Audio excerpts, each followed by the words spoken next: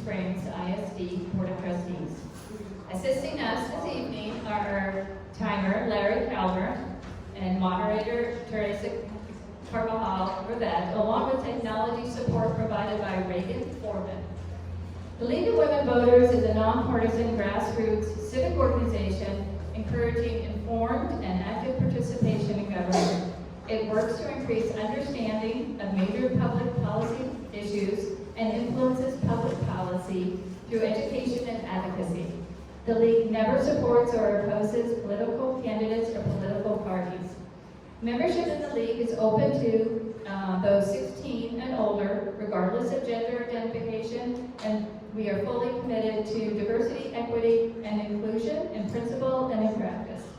With over 100 years of experience, the League is one of America's most trusted civic organizations. Our mission is empowering voters and defending democracy. I invite you to join us by becoming a member or supporting the mission by donating. And you can log on to lwvhasco.com for membership and donation details. In addition to the candidate forums, the League fulfills its mission of empowering voters by producing voter guides. Our digital voter guide, Vote 411, is our one-stop shop for election-related information.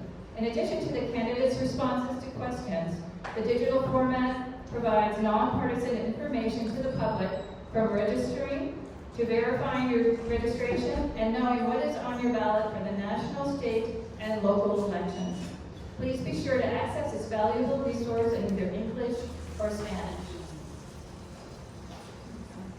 Please note that the League's policy does not allow video recording of the forums by attendees. The complete policy, which applies to both candidates and audience, will be read by our moderator. Our moderator, Terri Purdy, will begin the evening by reviewing forum rules, introduce the candidates, and begin the questions. Thank you.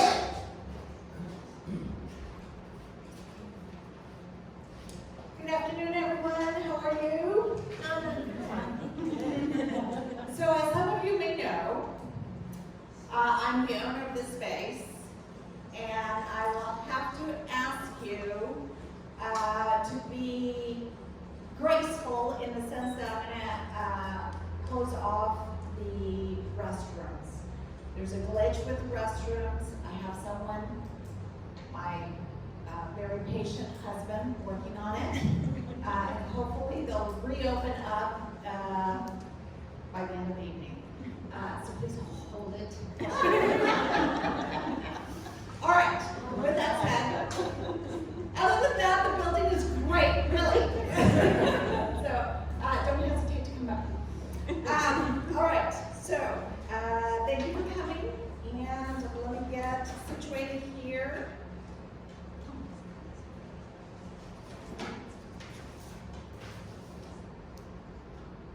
All right, the rules for tonight have all been agreed upon by the candidates. Only candidates who appear on the ballot are invited to speak and participate in this forum. There will be no substitute speakers, so they're all here live in real time. There is no opportunity for rebuttal or to make comments on fellow candidates' positions, and with the exceptions of news media reporting the event, video recordings of this event may only be broadcast in their entirety and unedited, and with the express consent of the League of Women Voters of Hays County. No part of the recording of the forum may be used for campaign purposes. A recording of the event will be available on the League of HaysCo.com website. If there are two candidates and no one does not accept the invitation to the forum, the event doesn't go on. In this case, we have 5, and all 5 accepted. Thank you.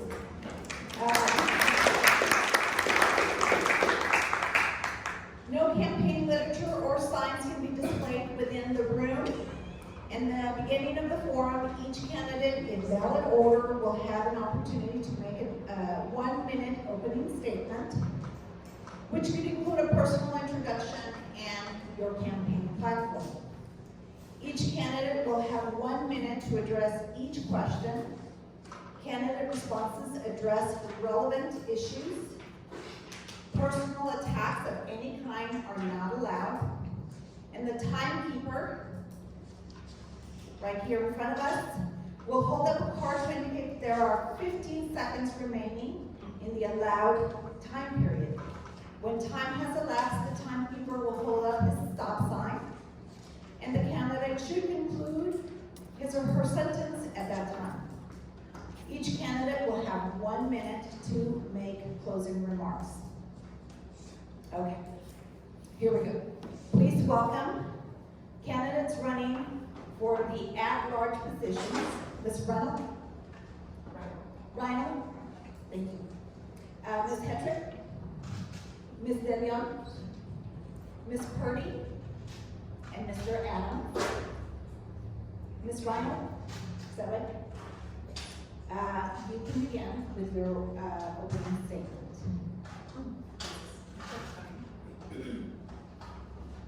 Just real quick. Good evening. Thank you so much for hosting us. My name is Stefani Reinold. I am a physician in the community and a business owner. I am a military wife, a mom of 4 kiddos, 2 of which are school age and 2 of which are at home still with me. I'm a 5th grader at Sycamore Springs Elementary, a 2nd grader at Sycamore Springs Elementary, and I have been on the board for 3 years now. I'm running for my 2nd term. I'm the current active board president. I was board secretary last year, and I've been on the Safety Security Committee. I've been our SHAC liaison. I've been active in multiple district-wide committees and different avenues that our community has faced in the last few years. And I can say, as someone who's a young family, which is like a lot of our demographic of people coming to this community right now, I speak for a huge population of people in our community. I'm also very passionate about continuing leadership at the board level to continue really important projects for the growth that affects our district at this time. So, thank you. Mary Jane Hetrick. I am a product of Hill Country Public Schools and the child of 2 public school teachers. It's made me be passionate and protective of public education. When we moved back in 2012, after a few years away, I had kids at 3 different levels and plugged in immediately to PTA at elementary, middle, and high school, and within the first year joined the Dripping Springs Education Foundation board and served roles there like Vice President of Strategic Planning, Vice President of Development, and Innovative Teaching branch chair, and was intimately involved with the decisions to launch a mental health initiative. I feel called to serve 1 more term after serving 3, and I think I have a lot of experience from hiring top administrators to strategic planning to crisis management to curriculum development. Just about anything as a trustee, I've experienced it. Thank you.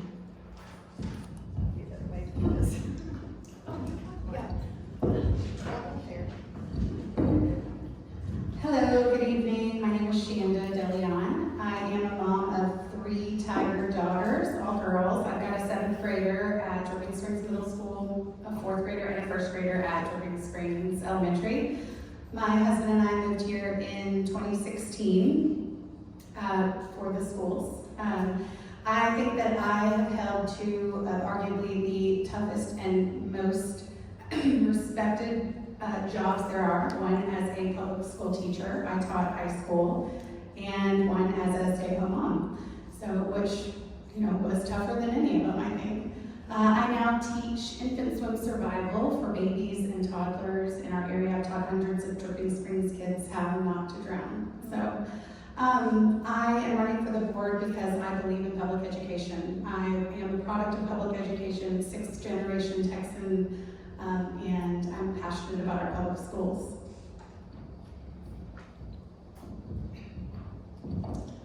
Hi, my name is Terri Purdy, and we moved here for the school district as well. I have 2 children, a 5th grader and an 8th grader who have been through Dripping Springs ISD schools the entire way. We are very, we value the the high status of the school district. That's why we moved here, for the academic program, as well as all of the variety of programs that DSISD has to offer. I'm running because I have been paying attention to the explosive growth here, and I want to make sure that our district can meet the challenges of that growth head-on by preparing with providing the capacity, the classroom capacity, the buildings, the bonds that are going to be necessary to provide that space, as well as focusing on how we are going to staff those classrooms and make sure that in this difficult time in education, when teachers are leaving education for other careers, that we make Dripping Springs ISD a place that teachers want to come and teach, so that our students have the best learning experience.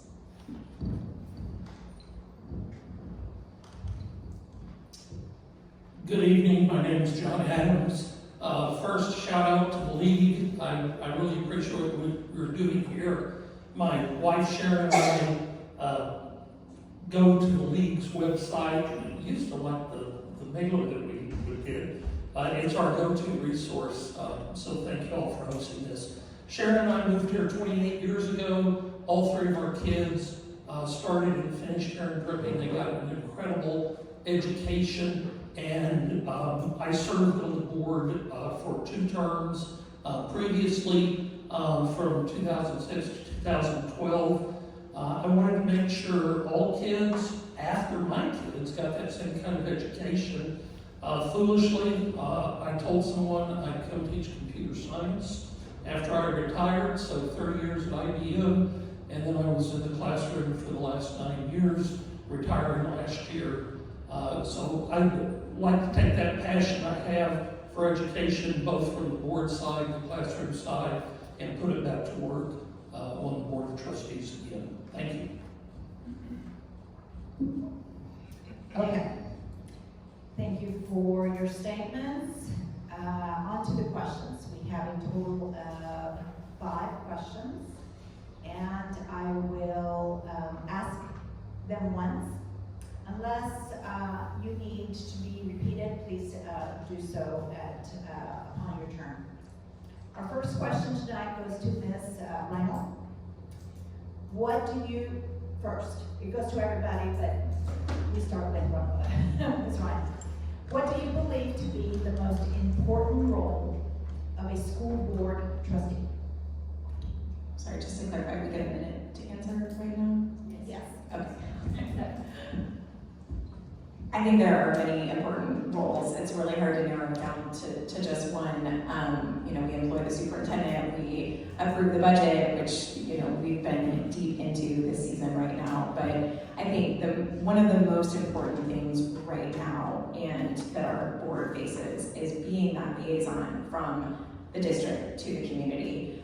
And it goes both ways, both having a positive influence from the district to essentially be the mouthpiece and the advocate of the district to the community, and feeding back from kind of community desires, values, wishes, back to the district, and kind of how they plan for programming, and encouraging then our superintendent, which is our one employee, to kind of implement the values, the goals, the vision that our community really has. And that's a really important thing that we as board members, I think, can easily forget, being that we're so inundated with meetings at a district level, but to continue to reach back out to the community and be that important bridge between their voice and the district voice.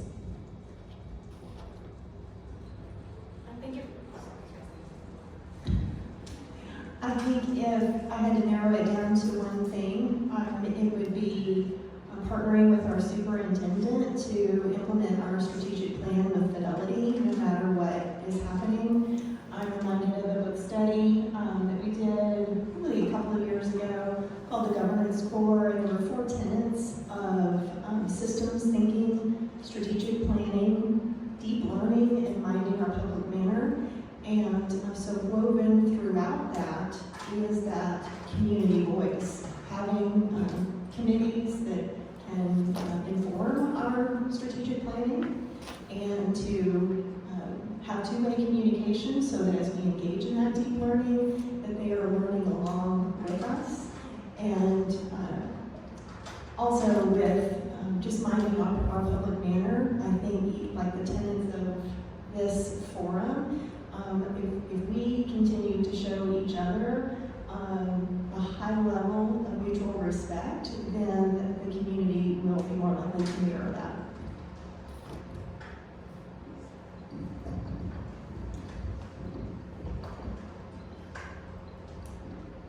So I truly think that our most important role is to be the voice of the community. And there's a reason that school board trustees are elected and not appointed. And so you all have the opportunity to sit here and listen to us and hear, our goals for the district and our strengths and things that we want to see for our district and cast that vote. So we are your voice. I think that having immersed myself kind of in the process over the last few years, having been a public school teacher, I think that I have a really unique perspective. I think that communication is something that we can work on as a district, as a board. And I think that parent engagement is going to be one of the key factors in all of this. Having engaged community members and just the transparency that's going both ways. I think that that's going to be our most important role in the next few years of really steady growth. So in addition to two-way communication with our community, I feel strongly that trustees need to be able to build very strong collaborative relationships with each other.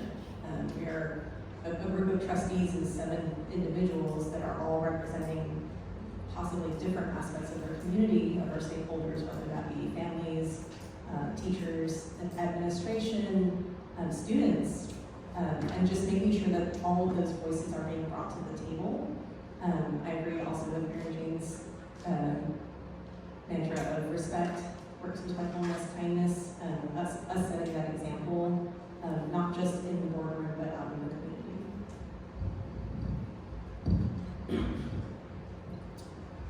I think I'm going to steal Mary Jane's answer a little bit. In an ideal world, looking at statute, a trustee's primary responsibility is fiduciary. It's in an ideal world we live in. So I think if I had to narrow it down to one, and I don't like doing that, I would say it's selecting that superintendent. Because as long as you get the right superintendent, you're going to hit all the other things that trustees have to do, which is adopt a budget, adopt a tax rate, set policy, communicate with the community.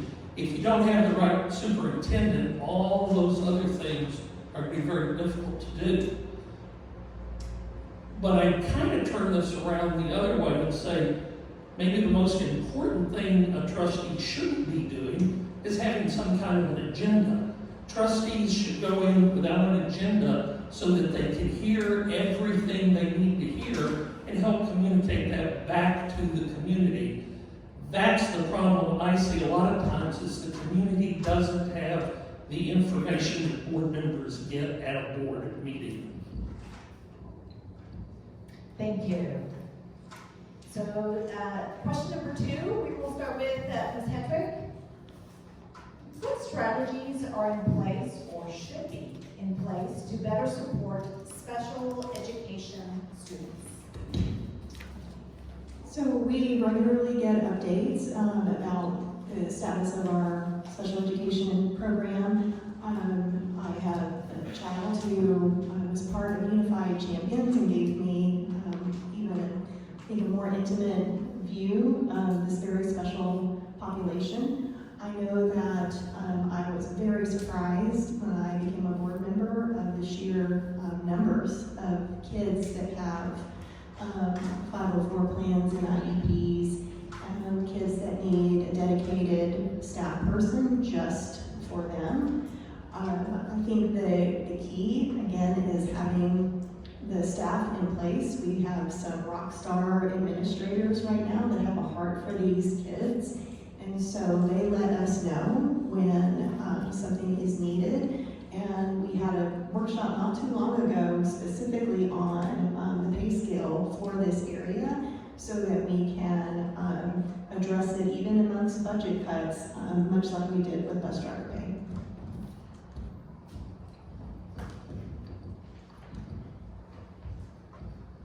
Sorry, can you repeat the question? Sure. Just so I know I'm answering the right question. What strategies are in place or should be in place to better support special education students? Okay, so the process, I think what should be in place is targeting or identifying kids early. Early intervention is always going to be best. And I think that we do a great job of identifying those kids. The legislature sets how long, if the kid's identified, the teacher goes, gosh, they're really struggling. There's a time, limit to how long they have to put those interventions in place. I think our teachers do a fantastic job of utilizing other opportunities for support for those kids before they are, legally in the system, so to speak. One of my best friends has a first grader struggling reading, and her teacher identified that, and she goes to another classroom to get reading help. Even though she's not in the system, they're utilizing other needs for that, and I think that that's really important. I think our district does a great job of that.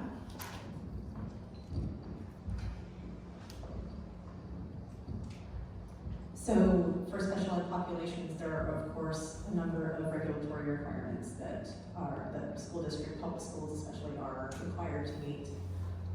It has to do with when you request an identification, evaluation of a student, and everything that comes through that process as well. And so I think that part of the process is pretty solid, and I know that other districts in our area have been struggling with caseloads and just the volume of requests, and I feel like the district does a decent job with keeping up with that.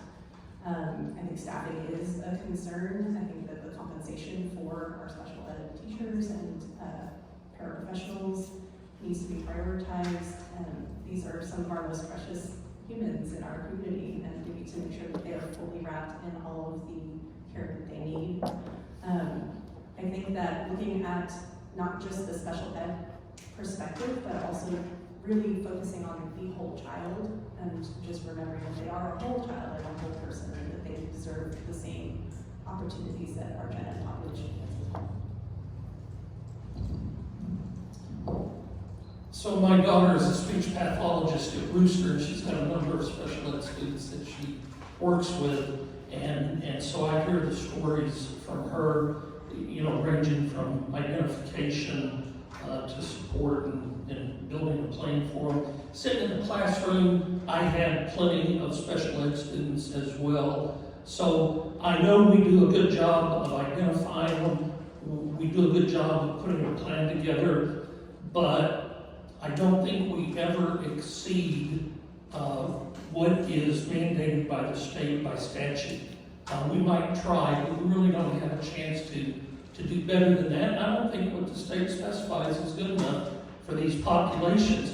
So I honestly think the strategy we should employ is to be lobbying the state legislature to adequately fund public education to support those special needs populations, because we're not getting it done with the money that the state allocates to us, and it breaks my heart.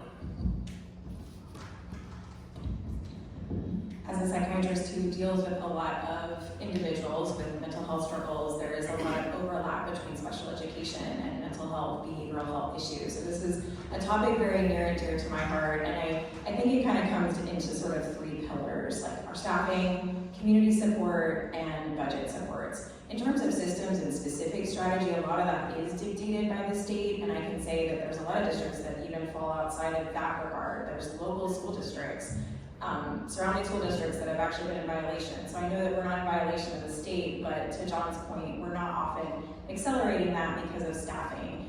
Our districts had to get very innovative in terms of, putting together classes, finding other supports, making it a more alluring job. Mary Jane alluded to, different pay scales that we've had to adopt.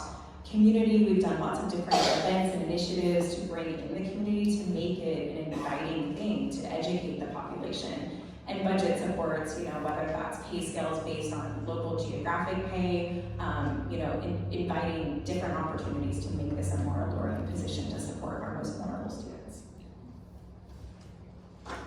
Thank you. Question number 3, we're going to start with Ms. DeLeon. And it is for for our increasingly diverse student population? How will you guarantee access to culturally and historically accurate educational materials? So the TEA and the State Board of Education set what's called the Texas Essential Knowledge and Skills. That is what we are required to teach by the state of Texas. I think just the oversight, hiring phenomenal teachers, hiring good staff, hiring good principals, hiring paraprofessionals that are committed and dedicated to teaching and to doing what they're supposed to do. That's our job, that's our role. So what we're required to teach is laid out in the legislative requirements. There's nothing outside of that that we should be expecting our teachers to do.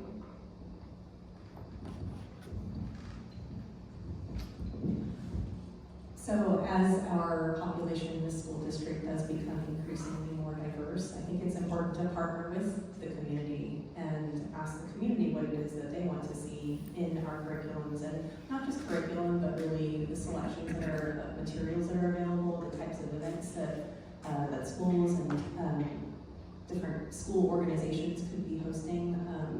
I know that at the last board meeting, the DSD was recognized for their World Cultures Fair, and I thought that was just a really excellent example of celebrating the different populations. They had a video with all these different students who were speaking bilingually, and it seemed like, I don't know, 20 languages, and it was just phenomenal. And so just really spotlighting and showcasing that diversity and celebrating it and making those people feel not just included, but valued and welcomed into this community, into our school district community.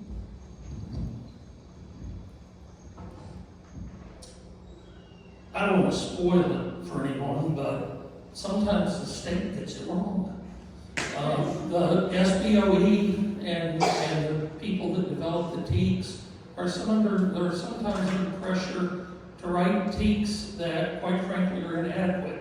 So yes, as a district and as a teacher, we're obligated to teach the TEKS, but it doesn't mean we can't go beyond that. And I've seen instances in this district where there are teachers that go beyond that. We have to make sure that we've got a superintendent and administration that feels comfortable allowing teachers to go above and beyond the minimum TEKS and teach things that give a complete story about the community we live in, as opposed to a narrowly focused one. I think beyond kind of the state-driven education that we're mandated to, and recruiting good staff that knows how to make individualized programming even from the 20-something students in their classroom, I think this speaks to the broader issue that as we grow, how can we maintain some individual programming that really historically has made our district shine as opposed to other school districts, and how can we keep and preserve some of these wonderful things like Culture Night at DSE, and make sure these students are not only supported, but that they're able to thrive with their own supports for their programming, but also that all individual programming can be encouraged by administration to our staff from leadership down, that we should be able to kind of seek out individual students and kind of where they thrive and what they most need, and that's really what makes a school district shine the most.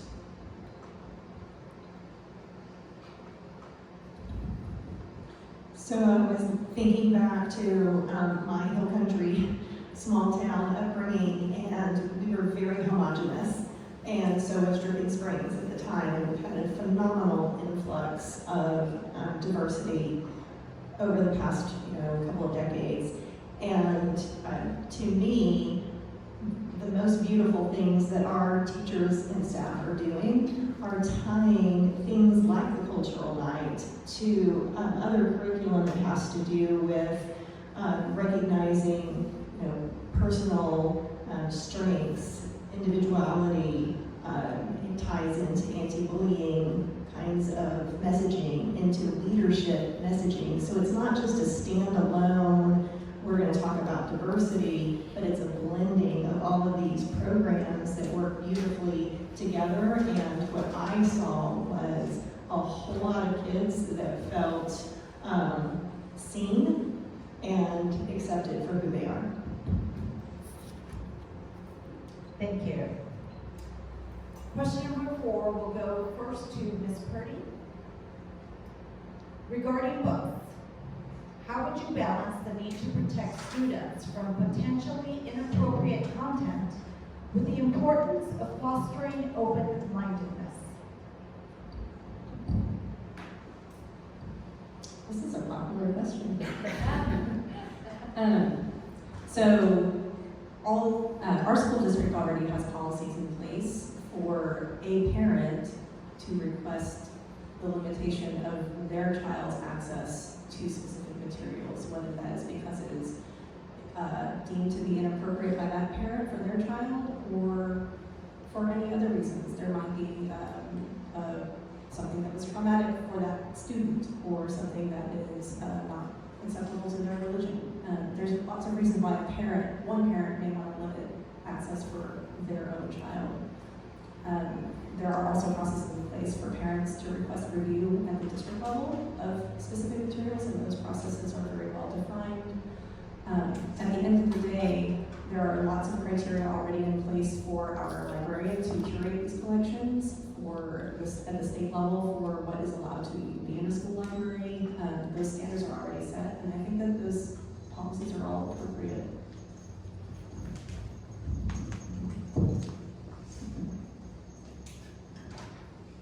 I think the first line of defense is to hire professionals who've been trained and are subject matter experts. Let them do the selection of the books and the curation. That's what we pay them for.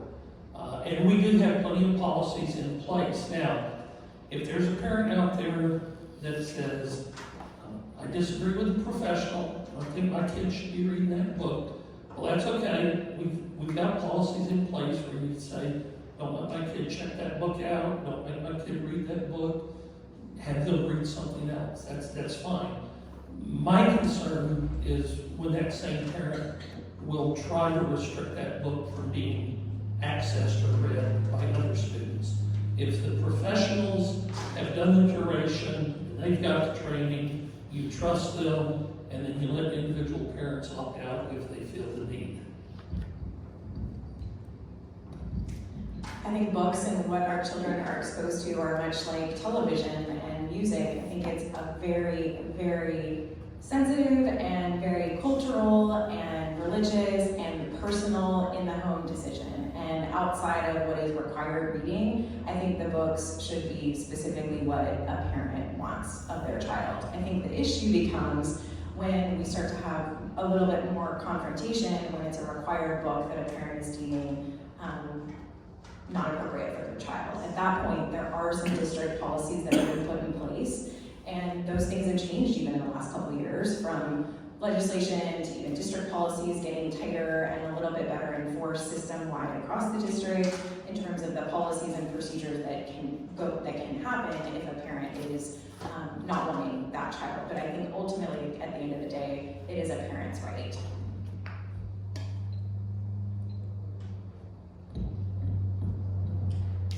For this topic, I think the very first thing that we have to look at as a school district is, are we following the law as it is today? And it has been in flux, and in fact, legislation from this past session is going through the courts right now. So as we make these decisions, it's always with an eye to, do we need to pivot? I think that because of so much attention to books in recent years, our administrators have done a top to bottom review of what is the process. I have been heartened to see how easy it is for parents to opt out of multiple things. This is just one option, just like I don't want my child eating certain things in the cafeteria. We have a lot of parent voice. But beyond that, I think we have to leave these decisions to professionals, and if we need to change professionals, that's a discussion with our superintendent, but we don't need to be in the business of looking at specific titles.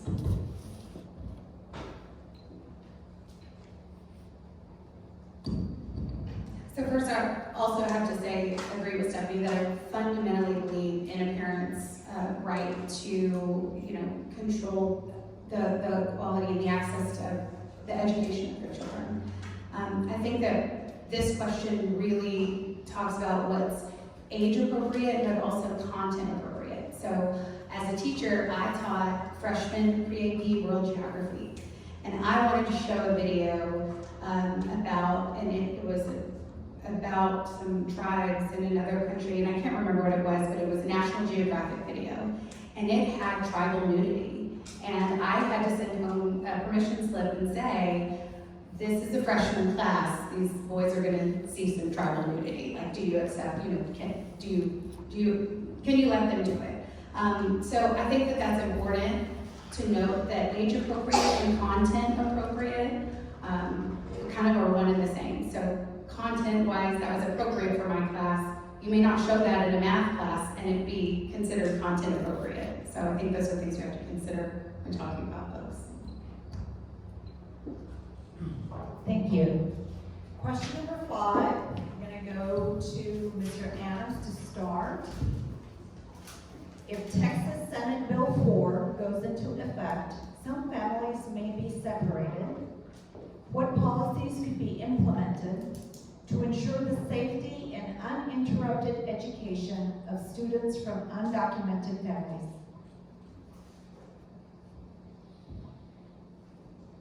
Well, that's a good one. And I have to be careful. The state of Texas has been sued numerous times over my lifetime because of education and how they deliver it. Undocumented individuals who have children here, those children have a right to an education. Their parents, regardless of how they got here, they do pay taxes. They pay taxes every time they buy groceries. They pay taxes every time they fill up their car. If they own a home or they rent, they're paying property tax directly or indirectly. They pay taxes. Their children deserve an education. If they get separated, it's going to be incumbent on the state to make sure that those kids are still in a position where they can get an education here, or failing that, the state will be sued again. And they should be used to it by now.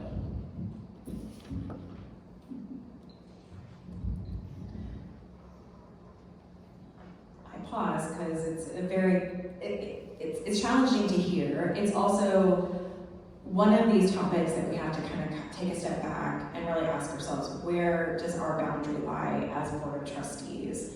And as much as these situations are heartbreaking for me, our responsibility is providing public education for all, free and accessible. Where do those lines kind of blur? I've been on the board to see how our staff handles even CPS cases and foster children in situations where children are homeless, and I can tell you it wrecks staff. And there's a lot of boundaries that end up getting blurred, and I think there's not really a black and white kind of answer to these things.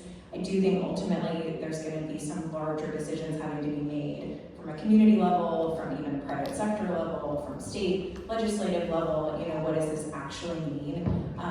But I think ultimately it comes back to us continuing to provide all of the resources that we can within the bounds of public education.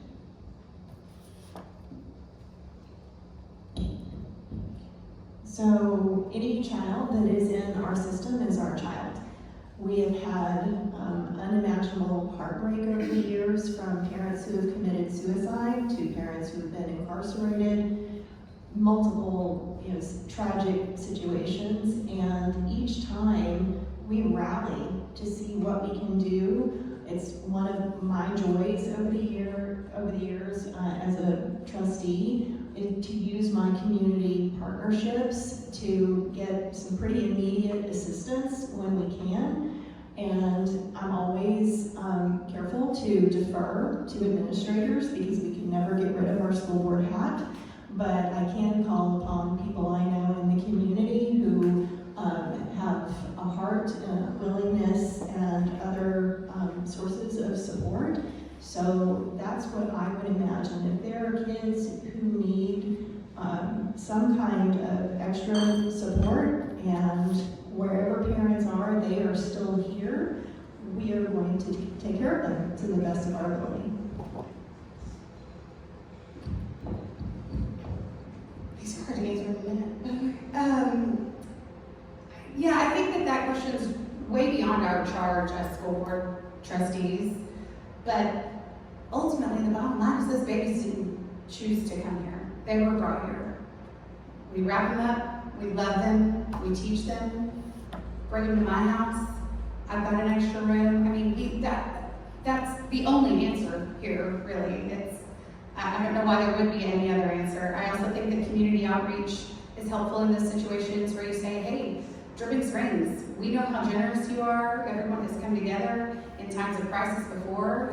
Let's help out. All hands on deck for those kinds of things. We owe it to those kids to teach them, to love them, to hug them. They probably need it.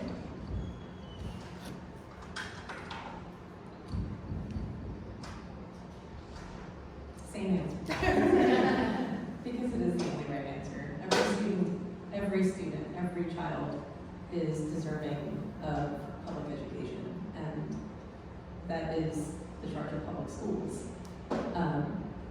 And I do think that I have a lot of faith in our Dripping Springs community. We always show up for each other. We show up for our own, and we show up for others. And in whatever situation that is, where a child is left in a situation that is far from ideal, we have lots of partnerships with different community members, with different NGOs, nonprofits, and with faith communities, and we just have to, a lot of times the state does set policies that are not in our favor either, and that's kind of the charge of all trustees in all school districts, is to kind of deal with the hand that they're dealt and make sure that every child gets that education they deserve. Thank you. This concludes, This concludes the question portion of the forum. Each candidate will now be given a closing statement, starting with Ms. Reinold. Thank you all so much for being here. Thank you for hosting us. I have 4 kids. I have 2 kids that have not even entered into the public education system. You know, my husband spent 14 years active duty in the Army. We traveled multiple places. We came here for stability, and we came here to grow roots in our community. And when we came here, I hit the ground running to look for ways to get involved. And one of those ways was school board that was presented to me. And I've had the honor of serving for the past 3 years. And I can tell you there are so many dynamic pieces in this district right now that I feel like my continued leadership is really needed in this really critical time of growth, of just massive, you know, we are still somewhat of a homogenous community, but we're growing and diversifying, and it's so important to continue to come back to our values, to come back to our vision, our mission, so that children like my youngest, who will be class of 2040 one day, you know, still has the same excellent education as our graduates today of 2024.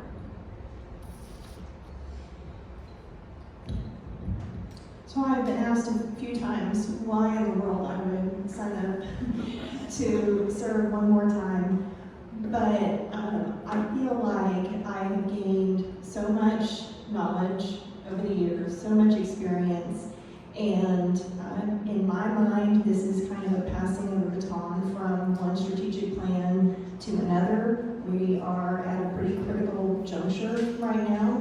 I dare not hope that the legislature will loosen the strings of $34 billion and allow school districts to have an inflation adjustment for the first time since 2019. But I am passionate about public service, and I will just say that whether it is in on a state level board or local boards, I find myself tapped for leadership, and I have a service heart.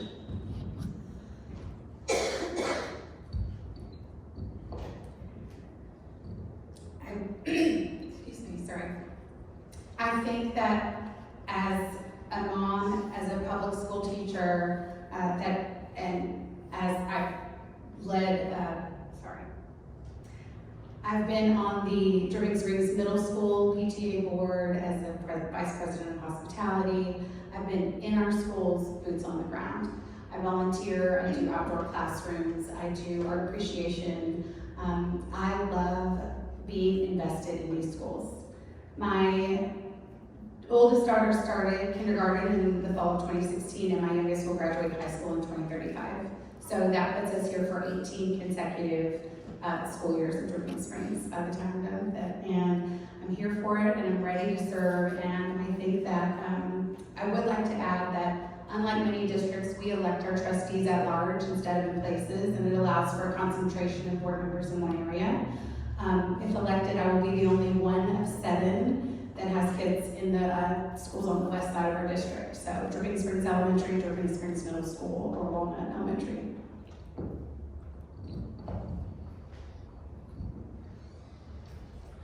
I have poured a lot of time into this school district. I have been volunteering, showing up at the schools like many of the people at this table in different ways. I have been called to speak up and advocate for students, for teachers, for our district, both at our local level, coming to board meetings and commenting on different issues, as well as at the Capitol, speaking to anybody who would listen to the plea of public education. And I have also stepped up in this community. There have been times that I was asked to lead different places. I was the president of Cypress Springs Elementary PTA when they first opened 2 years ago. I have chaired the Friends of Dripping Springs ISD bond pack last year, which was instrumental in making sure that bond was passed. I don't shy away from hard work. I'm ready to roll up my sleeves. Being a trustee is not easy, but I look forward to it.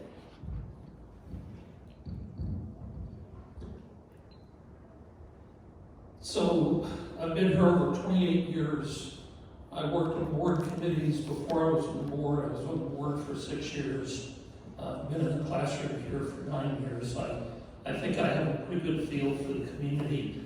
One of the major reasons I chose to run again, because it is not what I wanted to do, is I'm concerned about the experience that we've lost from the board just in the last 12 months.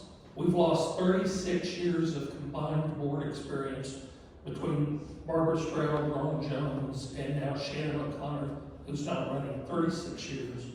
I've got 275 hours of continuing education credit. That's more than anybody here, except possibly Mary Jane, and I'll check your numbers, Mary Jane. I completed leadership TASB, and I'm a master trustee, I think like Mary Jane, right? So I'm concerned about the experience we've lost from the board, and I'd like to see some experience get put back on the board. Thank you so very much. This concludes the formal questions part of this evening's forum. Once again, we thank all of our candidates for participating and the audience for attending. Feel free to stay, and I encourage you and I urge you to stay. We still have 1 more hour dedicated to this event so that you can meet the candidates in person, talk to them in person, and ask them your own follow-up questions. Not to forget, Vote 411, the League Voter Guide, will also have additional questions for each of the candidates to answer. So check that out, vote411.org, or the paper copy. That is also, no paper copy. Sorry, no. I missed the paper. Sorry. So, vote411.org. Look it up on your laptop, your phone, or your desktop. And also, again, please do stay and meet the candidates in person. Encourage your family and friends to talk to you, since you've been here tonight, about your impressions of each of the candidates. And watch not only the recording for yourself, but also friends and family of tonight's forum that will be found at the League of Women Voters Hays County website. That's www.lwbhaysco.com. and it will be under the candidate forum page. That is it for me. Thank you so much for coming, and please stick around.